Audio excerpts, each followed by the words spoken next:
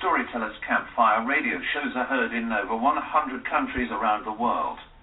Our main programs are Author's Voice, Poetry Wheel, Storytellers Radio Show, The Golden Ark of Treasure, The Charlie Checkers Show, Campfire Musicians, and On the Line Public Interest News. Every show is unique and provides interesting programs for our listeners. Join us each week at our campfire on Tuesday at 12 o'clock noon on XRQK Los Angeles and Airtime America. To learn more about Storytellers Campfire, visit online at storytellerscampfire.org.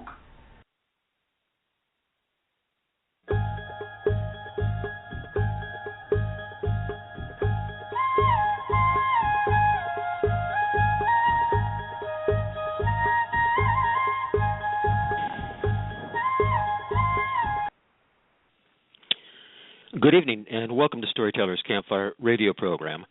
I'm Rich Gelhausen, hosting for tonight's Author's Voice segment with writer Terry Irving. Storytellers Campfire airs on XRQK Los Angeles on Tuesdays at 12 noon and 8 p.m. Pacific Time, and on Saturdays at 8 p.m. Pacific Time. Storytellers Campfire is broadcast on Airtime America, iHeartRadio, iTunes, Indie Radio, digital, satellite, HD, and shortwave radio, and on Spreaker on Sundays, Wednesdays, Fridays, and Saturdays at 8 p.m. Pacific Time. Links to all our programs are available on Facebook, Twitter, Pinterest, LinkedIn, YouTube, Tumblr, and SoundCloud. To learn more about Storytellers Campfire, please visit us online at www.storytellerscampfire.org. That's storytellerscampfire.org. Now we'll take a short commercial break, and we'll be right back with our feature presentation.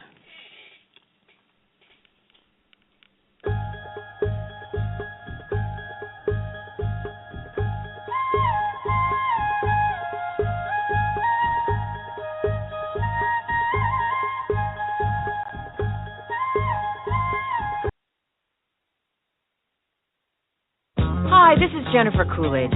The American Heart Association says the disco song Stayin' Alive is the near-perfect beat for hands-only CPR. If you see a teen or adult collapse from cardiac arrest, you only need 2 steps to help save a life. Call 911 and push hard and fast in the center of the chest to the beat of the song Stayin' Alive. Disco is back and it's saving lives. To learn more, go to heart.org/hands-only-CPR. Nationally supported by the WellPoint Foundation.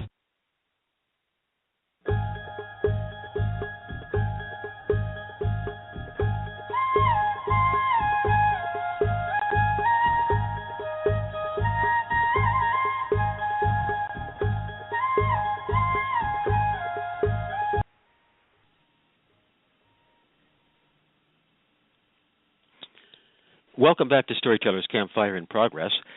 I'm your host, Rich Gelhausen. With us this evening is Terry Irving. He's a 4-time Emmy Award-winning writer and producer. He's also won 3 Peabody Awards and 3 DuPont Awards, and he's been a producer, editor, or writer with ABC, CNN, Fox, and MSNBC. During his 40-year career, he's produced stories in Beirut, Hong Kong, El Salvador, and in all 50 states. Well, tonight we'll be discussing his novel, Courier. Hello, Terry, and welcome to our Global Campfire. Well, it's a pleasure to be here, Rich. The pleasure is ours. So, Terry, tell us about your novel, Courier. What can you tell us? Courier is, it's my first novel. It is something that I've been sort of rolling around in my head for a long time. I was a motorcycle courier for ABC in 1973. I rode a BMW. Somebody came along and said, "Hey, I'd like to ride a BMW, and we'll pay you." And I was 21 years old, so I said, "That sounds like the best job ever." Mm-hmm. And so it's based on that, those times. But the character is much, he's a better motorcycle rider, and he's smarter, and he's far, far better looking than I ever was. And the story is he is picking up film. The Couriers back in the 70s, you have to remember the television was done on film. It seems strange to most people, and that we never do fax machines or computers. But the Couriers brought it back so that it could get developed and put on the air in time for the show. And he picks up the wrong piece of film, and suddenly people are trying to kill him. And the story goes from there. the background is the last year or so of the Nixon era, the Watergate scandal primarily. And you have now you were a courier in Washington D.C. during that era. That's right. So that's sort of the background. Was that the full inspiration? I mean, I got to tell you that in reading your book, I thoroughly enjoyed it.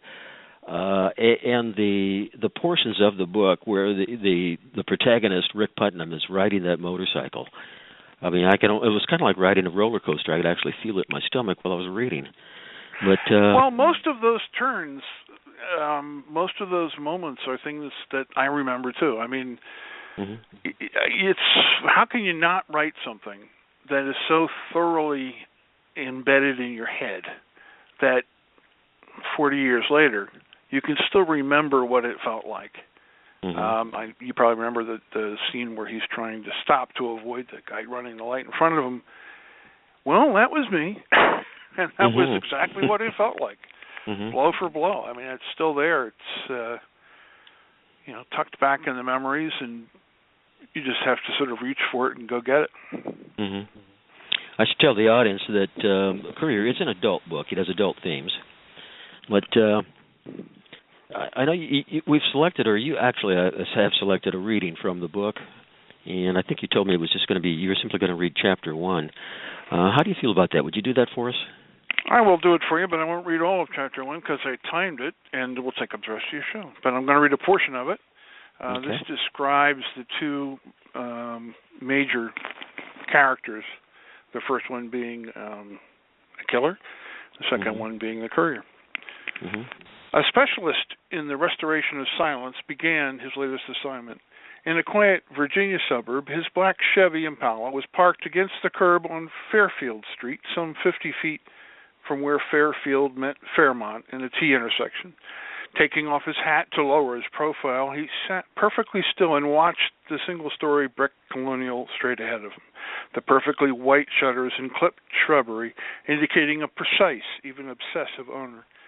A white AMC Jeep Wagoneer with a strip of simulated wood running down the side sat at the curb, partially blocking his view of the lawn, but still revealing a carefully placed wooden Santa and a pair of wicker reindeers. Looking through the Wagoneer's windows, he could see large, heavy-looking equipment cases that had obviously been pulled from the Jeep's cargo area. And one case was open, revealing shiny metal rods and bits of colored cellophane. He assumed it was lighting gear for the television crew now inside the house. They were probably filming their interview and almost certainly did not know that they were being observed. He scanned the street in front of him, then without moving his head, methodically checked behind him in the rearview mirror, catching a glimpse of himself, something unusual since he never sought out mirrors. His startling blue eyes under deep brows stared back. Women might find them mesmerizing, but he regretted how they made him stand out, made him so easy to remember. Usually he wore dark sunglasses, but in today's gray afternoon light, sunglasses might result in one of those curious second looks that sometimes proved so inconvenient. He had spent many years making sure he was neither noticed nor remembered. His name, which a long time ago had been Ed Jarvis, had faded under a succession of false identities, leaving him defined by his occupation, an operative, an agent, a useful tool to get things done, a restorer of silence. The left lane was clear, and Rick came up through the gears, hearing the solid ka-chunk each time the transmission engaged. The BMW might not be slick, but it was steady, dependable, and fast enough if you gave the engine the time and the torque to reach full power. It didn't have a tachometer, so he listened to the exhaust sound and shifted a couple of seconds after the engine's normal throaty putter rose to a shout. By the time he hit the elevated freeway that cut past Georgetown, he was in top gear and running fast. The wide handlebars felt solid and secure under his thick gloves. Even the winter wind, which was numbing his face and slicing through the zipper of his leather jacket, felt good, a sharp, cold bite after the steam of the overheated news bureau. That would change in just a few miles, the zipper stream becoming a shard of ice impaling his heart. his face stiffening, his hands cramping into claws, only his eyes behind the heavy glasses safe from the wind's sharp whip. There were cars lined up on M Street, but heck, if you why ride a motorcycle if you couldn't dance? He kicked down to second, slid between cars on the center line, cut in front of a Dodge waiting patiently for the light, and swung up onto Key Bridge. Halfway across the Potomac, he was back in top gear, and he cut the corner hard when he reached the Virginia side, almost grinding the big side-mounted cylinder on the asphalt, and let the bike fly down the entrance ramp to the George Washington Parkway. Traffic clotted the parkway, commuters and undoubtedly police cars up ahead. None of that mattered. He was dancing now, carving graceful curves right down the center line in top gear with the throttle nailed. Cars flashed by as he wove between them. He couldn't look at the speedometer, couldn't take his eyes off the road, couldn't spare a second of concentration from the delicate ballet of shifting weight, tire grip, and wide-open throttle, rejoicing on each deep dip into a turn and the swooping acceleration coming out. He jolted back to reality when the exit to Change Bridge Road came up on the right. Unable to bleed off enough speed before the exit, he took the curve way too fast, jamming the bike down on its side, twisting the hand grips against the turn, fighting to keep his wheels from drifting into the treacherous gravel on the shoulder. He knew that if he touched the brakes, the tires would lose all adhesion and fly out from under him. He kept his gaze straight ahead, searching for the end of the turn, and the BMW held like it was locked on rails as it carved a perfect line through the curve. The rear end had just begun to drift slightly when he spotted the stop sign and straightened up. Now he could use the brakes, and he quickly wrestled the bike under control. As he stopped, he felt the strange upward lift that the old-fashioned Earl's front suspension always gave when he put on the front brake. Any other bike would plunge the front down to the telescoping front forks. The triangular links of the BMW floated the stress up and forwards. For just a second, he kept the clean clarity of the dance in his mind, and then it was gone. Memories came flooding back, blood and stench and screaming, the terrible beauty as napalm set the tall grass on fire, and flowers of light burst from snipers in the trees. Only the dance could fill up his mind, speed and real danger frightening him enough to keep the phantom terrors away, if only for a few precious moments. Rick sighed, then kicked the gear shift down into first and turned right, heading for his next film pickup. And that's the story, folks.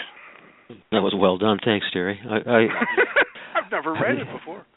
Well, you did a good job. We appreciate it, but I want to know, do you still ride a bike? A motorbike? I don't have one at the moment, no. I had one up until, 10 years ago. I got lost in a divorce. Okay. I had, most of the time I was in Washington, though, I had a bike, and usually only a bike. Mm-hmm. I used a bike to go to work at 3 o'clock in the morning in December, which is tough when it's 13 degrees. Mm-hmm. Well, your character, Rick Putnam, he's a recently returned Vietnam veteran. Right. And, like most veterans, most service people, going through a period of post-traumatic stress. Except he didn't know it. Nobody, in 72, really most Vietnam returnees, and I was not a veteran, but most of the people I knew were trying desperately to be normal. They were trying really, really hard to figure out a way that they could get back into life, go back to school, get a job. And the things that were, the devils that were inside them, they were locking away and trying to work out ways to solve. And alcohol and drugs doesn't seem to work for our guy, so he uses speed. Mm-hmm. Well, I think you nailed it. I really do. And the background of the story, it is a novel, but there is so much in the book that is based on things that actually did happen.